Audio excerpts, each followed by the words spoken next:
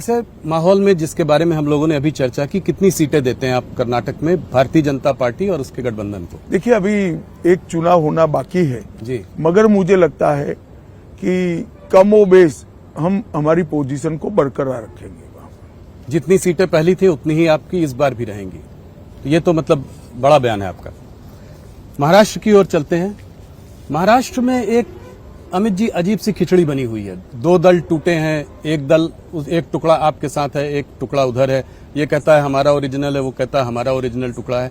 मगर ऐसे में क्या आपको लगता है कि उद्धव और शरद पवार जी के लिए कुछ सिंपैथी वगैरह थोड़ी वहां हो सकती है? देखिए, महाराष्ट्र की जनता मोदी जी के साथ है जी। जो मोदी जी के साथ है उसको वोट मिलेगा, क्योंकि ये चुनाव देश का प्रधानमंत्री कौन बने इस पर लड़ा जा रहा है। दो खेमे स्पष्ट है, एक और नरेंद्र मोदी जी के नेतृत्व में एनडीए है, एक राहुल बाबा और शरद पवार, ममता जी, स्टालिन, तेजस्वी यादव, लालू यादव, इनके नेतृत्व में इंडिया अलायंस है जिसका कोई नेता ही नहीं है। अब देश की जनता ने तय करना है कि किस व्यक्ति को चुनना है। एक और 12 लाख करोड़ के घपले घोटाले भ्रष्टाचार करने वाला इंडिया अलायंस है, दूसरी ओर 23 साल मुख्यमंत्री और प्रधानमंत्री रहने के बावजूद भी 25 पैसे का जिस पर आरोप नहीं लगा ऐसे नरेंद्र मोदी है। एक और गर्मी आते ही छुट्टी पर जाने वाला दल है, विदेश में छुट्टी पर जाने वाला, क्योंकि यहाँ गर्मी बहुत ज्यादा होती है। और दूसरी ओर 23 साल तक दीपावली के दिन भी छुट्टी न लेकर सरहद पर जवानों के साथ दीपावली मनाने वाले नरेंद्र मोदी है। एक और अपने बेटे, बेटी, भतीजे, बहुओं के लिए काम करने वाले राजनीतिक दल है। दूसरी ओर देश के गरीब, महिला, किसान, युवा के लिए काम करने वाले नरेंद्र मोदी है। तो देश की जनता ने तय करना है कि देश को सुरक्षित करने वाला व्यक्ति चाहिए या वोट बैंक के लिए देश को सुरक्षा को ताक पर रखने वाले वोट चाहिए। देश के अर्थतंत्र को बढ़ाने वाला व्यक्ति चाहिए या अर्थतंत्र को डुबोने वाला ग्रुप चाहिए। देश की जनता ने, राहुल जी, फैसला कर लिया है।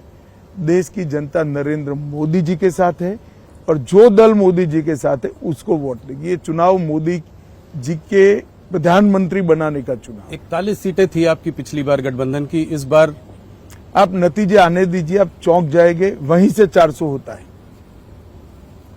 तो महाराष्ट्र से आपको पूरी उम्मीद है कि 41 से पक्का हम, देखिए, आंकड़ा 41 का 40 हो जाए या 42 हो जाए, कमोबेश यही परिणाम रहेगा। महाराष्ट्र, मध्य प्रदेश, उत्तराखंड, जम्मू कश्मीर, दिल्ली, गुजरात, कर्नाटक हम 100% रिपीट करेंगे। उत्तर प्रदेश हम 5 से 7 सीट की बढ़ोतरी करेंगे। ओडिशा हम 16 के आसपास जा सकते हैं और 16 और आसाम में भी 12 के ऊपर चले जाएंगे, 12 भी हो सकती है। बंगाल हम कम से कम 30 सीट जीतेंगे। पिछली बार आपने मुझसे 25 कहा था इंटरव्यू में, 30, ये तो हम जोड़कर अब निकाल ही सकते हैं कि कितना होगा, 370 होगा कि नहीं। आपने सारे आंकड़े दे दिए। ओडिशा में दोस्त न रहा, आप लोगों के रास्ते अलग हैं। वहां पे कल मैं प्रधानमंत्री को जब इंटरव्यू कर रहा था तो उन्होंने कहा कि ये ओडिशा की अस्मिता का पर सवाल है इस बार। तो आप इसको कैसे देखते हैं? ओडिशा में क्या हो रहा है? देखिए, मेरा स्पष्ट मानना है कि ओडिशा विकास के मामले में पिछड़ता जा रहा है। इसके साथ साथ ओडिशा की भाषा, ओडिशा की संस्कृति, ओडिशा का पहनावा, इसकी गरिमा पर भी गंभीर रूप से चोट हो रही है।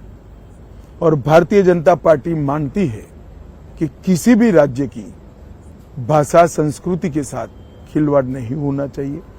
हर राज्य का विकास अपनी संभावनाओं की सबसे ज्यादा संभावनाओं का दोहन करते हुए होना चाहिए, जो ओडिशा में नहीं हो रहा है। इसलिए हमने निर्णय किया है कि हम अलग लड़ेंगे। मुझे पूरा विश्वास है कि इस बार ओडिशा की जनता मोदी जी के नेतृत्व में भारतीय जनता पार्टी को आशीर्वाद देगी। आपने बड़ा नंबर दिया लोकसभा चुनाव के लिए, राज्यसभा के चुनाव को आप कैसे देख रहे हैं? देखिए, इसका असेसमेंट अभी चुनाव की काफी देर है। प्रत्याशियों की घोषणा दोनों ओर से बहुत लेट हुई है। मेरा एक ही दौरा हुआ है, थोड़ा असेसमेंट आएगा। परंतु मैं इतना निश्चित रूप से कह सकता हूं कि उड़ीसा की जनता इस बार भारतीय जनता पार्टी को आशीर्वाद देगी। स्टेट में भी, स्टेट के चुनाव में जी। उत्तर प्रदेश में आपने अभी कहा कि आप सीटें बढ़ाएंगे पिछली बार से। उत्तर प्रदेश में सीटें बढ़ाए मतलब अगर सब कुछ अच्छा रहा तो 80 की 80 हो सकती है। अरे तो बहुत ही बड़ा बयान है आपका। रिकॉर्ड 2014 का ब्रेक होगा जी, 71 और 73 हो सकता है। हम सब कुछ अच्छा रहा तो 80 की 80 भी जीत सकते। इसका मतलब आप अखिलेश को कन्नौज में हराएंगे, अखिलेश जी को, डिम्पल को मैनपुरी में हराएंगे, उनकी पूरी फैमिली फिरोजाबाद, आजमगढ़। मैंने संभावना कहा है कि हम 80 की 80 कर सकते हैं। हमारी सीटों की बढ़ोतरी होना निश्चित है। राहुल गांधी और प्रियंका गांधी जी का कभी हाँ कभी ना, कभी लड़ रहे हैं कभी नहीं लड़ रहे हैं, अभी कुछ सुनने में आ रहा है कि शायद अब नहीं लड़ रहे हैं, इसको कैसे देखते हैं आप? देखिए, ये लोग आत्मविश्वास गवा बैठे हैं। अपनी पुश्तैनी सीट से भी लड़ने का आत्मविश्वास नहीं है। अगर नहीं लड़ना था तो इतने समय तक सीट क्यों पेंडिंग रखी? किसी कार्यकर्ता को दे देते तो कम से कम वो जनसंपर्क तो कर सकता था। ये कंफ्यूजन जो है कहीं न कहीं लैक ऑफ सेल्फ कॉन्फिडेंस को दिखाता है। अमित जी, अभी हम लोग कुछ दिन बिहार में थे तो वहां पे ये देखा गया है कि जो तेजस्वी और जो गठबंधन साथ में इनके साथ लड़ रहा है वो इस बार आपकी कुछ सीटों में कुशवाहा वोट काटने की कोशिश कर रहा है। कोई सवाल ही नहीं पैदा होता। तो बिहार में आप कॉन्फिडेंस है कि आप रिपीट करेंगे जिस तरह का आपका जी। परफॉर्मेंस था?